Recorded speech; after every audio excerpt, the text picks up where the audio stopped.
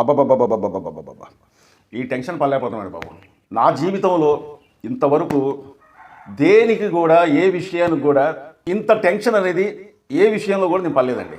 ఎందుకంటున్నానంటే 2020లో వచ్చిన corona virus, ఉదాహరణకి కరోనా వైరస్, అక్కడ వైరస్ ఎక్కువ వచ్చేసింది, జనాలు ఇదైపోయారు, ఇక్కడ కొంతమందికి వ్యాపించి చనిపోయారు. మనం బయటికి వెళ్తే ఎవరి నుంచి మనకు వచ్చేస్తుందో అని చెప్పి ఆ సమయంలో కూడా నేనైతే మాత్రం అప్పుడు కూడా ఇంత టెన్షన్ పడలేదండి. అది ఏ టెన్షన్ ఏంటా అని చెప్పేసి మీకు అనిపిస్తుంది కదా. గ్లోబల్ స్టార్ రామ్ చరణ్ నటిస్తున్న పెద్ది మూవీ గురించి అండి. పెద్ది మూవీ గురించి నేను టెన్షన్ పడటం ఏంటని చెప్పేసి మీరు అనుకుంటున్నారు కదా. పెద్ది మూవీ గురించి నేను టెన్షన్ పడటం కాదండి. తిప్పి తిప్పి కొడితే ఆ సినిమా రిలీజ్ డేటు ఏప్రిల్ 30వ తారీఖున సినిమా రిలీజ్ అవుతుందని చెప్పి రామ్ చరణ్ గారు ఈ మధ్యకాలంలో మన ఒక సినిమాకి ప్రమోషన్ చేయడానికి వచ్చి ఆయనే స్వయంగా చెప్పింది. కాబట్టి ఇలాగ కామ్గా ఎవరు చెప్పకుండా ఒకవేళ ఉంటే ఇంతకుముందు నేను అన్నట్టుగా మేలోనే లేకపోతే జూన్ 26వ తారీఖున సినిమా వెళ్ళిపోతుందని చెప్పి అప్పుడు అనుకున్నాం.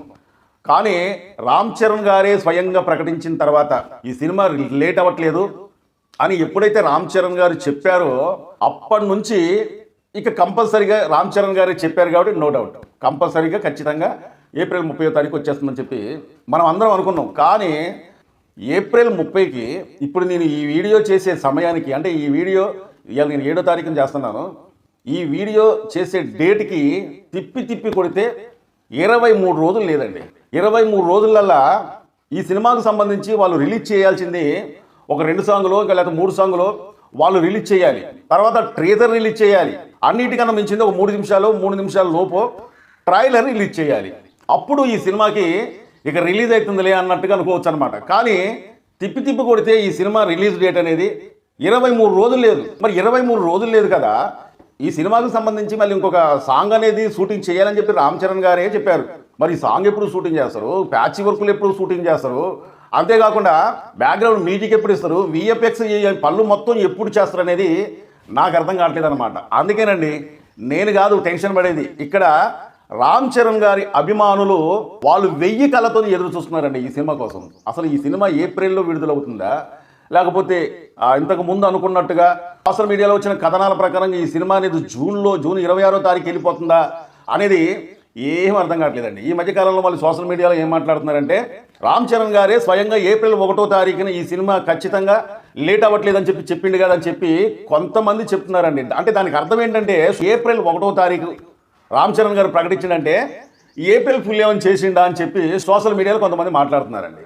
అంటే నాకు తెలిసి ఏప్రిల్ 1వ తారీఖున రామ్ చరణ్ గారు ఏప్రిల్ ఫుల్ చేసిండంటే ఇన్ని 100 కోట్ల రూపాయలు ఖర్చు పెట్టి ఈ సినిమాకు ఒక డేట్ అనేది ప్రకటించి ఇలాగ ఏదో రామ్ చరణ్ గారు ఉత్తమ మాటలు చెప్పిండని చెప్పి నేనైతే అనుకోను. సరే, సోషల్ మీడియాలో ఎవరికి ఒకవేళ ఒక డౌట్ అనేది వస్తే ఆ డౌట్ మాట్లాడటం అనేది మాట్లాడవచ్చు, కానీ మనం అన్నీ కూడా నమ్మాల్సిన అవసరం లేదు. కానీ నాకు ఇక్కడ అర్థం కానిది ఏంటంటే తిప్పి తిప్పి కొడితే ఒక 25 రోజులు కూడా లేదు ఆ డేట్ అనేది.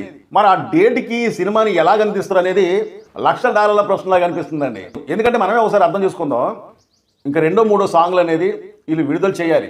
ఈ సినిమాకు సంబంధించిన ఐటెం సాంగ్ 8వ తారీఖు లేదా 9వ తారీఖు షూటింగ్ ప్రారంభిస్తున్నట్టు తెలుస్తుంది. అంటే నేను అనేది ఏంటంటే ఒక సాంగ్ తీయాలి, ప్యాచ్ వర్కులు చేయాలి, వెనకాల బ్యాక్గ్రౌండ్ అనేది తీయాలి, విఎఫ్ఎక్స్ పనులు అనేది ఉన్నాయి.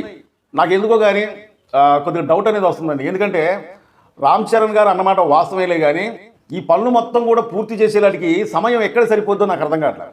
అంతేకాకుండా ఈ సినిమాకు సంబంధించి ఫ్రీ రిలీజ్ ఈవెంట్ అనేది ఉంటాయి.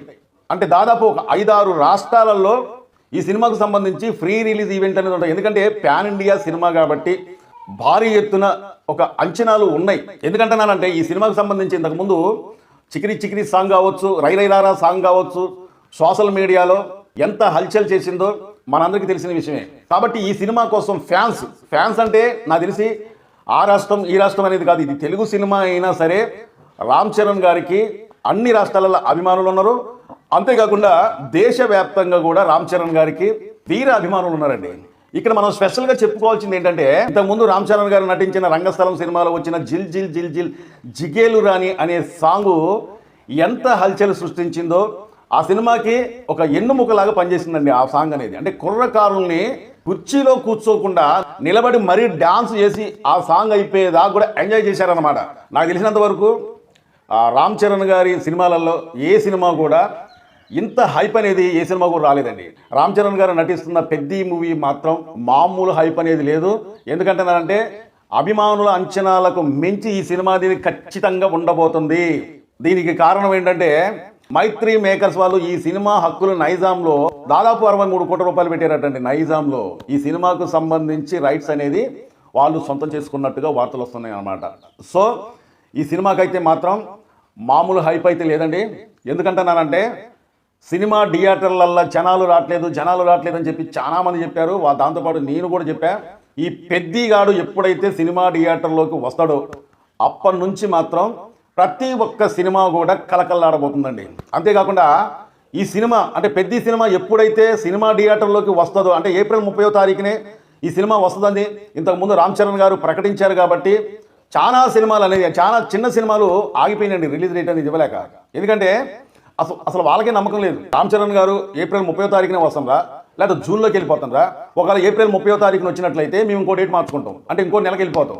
లేదు ఏప్రిల్ 30వ తారీఖు కాకుండా జూన్లోకి ఒకవేళ ఈ సినిమా వెళ్ళిపోయినట్లయితే డేట్ అనేది కన్ఫామ్ అయిన తర్వాత రామ్ చరణ్ గారు ఎప్పుడైతే ఆ సినిమాకు సంబంధించిన డేట్ అనేది ఒకవేళ మార్చుకున్నారో కొన్ని సినిమాలు టకటక రిలీజ్ అయిపోతాయండి. అంటే కొన్ని చిన్న సినిమాలు. ఇప్పుడు రామ్ చరణ్ గారు ఈ సినిమా రిలీజ్ అవుతుందా లేదా అని చెప్పి ఈ సినిమాకు సంబంధించి టీం అంటే రామ్ చరణ్ గారే కావచ్చు, డైరెక్టరే కావచ్చు, నిర్మాతలే కావచ్చు, ఎప్పుడైతే ప్రకటిస్తారో వాళ్ళు ప్రకటించిన దాన్ని బట్టి ఈ చిన్న సినిమాలు రిలీజ్ డేట్ అనేది ప్రకటించే అవకాశాలు ఉంటాయి అన్నమాట.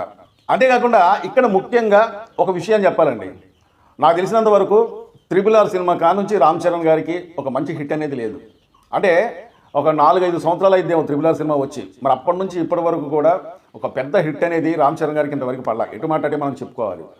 అంటే రామ్ చరణ్ గారు ఒక మంచి బ్లాక్ బస్టర్ హిట్ కోసం సతమతం అయిపోతాడు.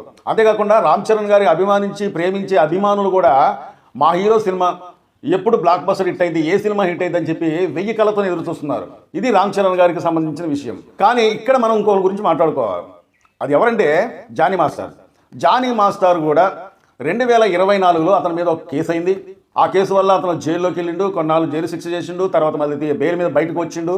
అతనికి నాకు తెలిసినంత వరకు జానీ మాస్టర్కి ఎప్పుడైతే ఈ సినిమాలో ఒక అవకాశం అనేది రామ్ చరణ్ గారు ఇచ్చారో ఇక జానీ మాస్టర్కి ఇంకా తిరుగు లేకుండా పోయిందనమాట. ఎందుకంటే ఇంతకు ముందు వచ్చిన చిక్రీ సాంగు అతని లైఫ్లో ఒక బూస్ట్ని ఇచ్చింది. అదే బూస్ట్ని ఇచ్చిందిరా బాబు అనుకునే లాటికి మళ్ళీ ఇంకొక సాంగ్ రై రై రారా అనే సాంగు వచ్చిన తర్వాత నాకు రామ్ చరణ్ గారు అక్కడ డాన్స్ చేస్తూ ఉంటే నా వరకు అయితే మాత్రం జానీ మాస్టర్ గారు వచ్చిందండి. నేను ముందాలే ఆ సినిమా ఆ సాంగ్ అనేది టీవీలో నేను చూసేటప్పుడు నాకు మొత్తం కూడా జానీ మాస్టర్ గారు వచ్చిందనమాట. అంటే ప్రతి ఒక్కరికి కూడా ఇప్పుడు జానీ మాస్టర్ అంటే ఒక బ్రాండ్ అయిపోయింది అనమాట. అంటే ఎక్కడైతే అతను పడ్డాడో అక్కడే పైకి లేచిందండి జానీ మాస్టర్ ఈ సినిమా ద్వారాగా. అంటే జానీ మాస్టర్కి ఈ సినిమా అనేది మళ్ళీ ఒకసారి లైఫ్ ఇచ్చిందండి. చాలా మంది మా వీడియో చూస్తున్నారు కానీ సబ్స్క్రైబ్ చేసుకోకుండా చూస్తున్నారంటే దయచేసి మీరు మమ్మల్ని సబ్స్క్రైబ్ చేసుకుంటే మమ్మల్ని ఎంకరేజ్ చేసేందుకు ఈ వీడియోపై ఒక లైక్ చేయండి. మీ అమూల్యమైన కామెంట్ తెలుపుతారని చెప్పి కోరుకుంటూ మా వీడియో నచ్చితే సబ్స్క్రైబ్ చేసుకోండి. మరో మంచి వీడియోతో మళ్ళీ మేము ముందుకు వస్తా. Thank you.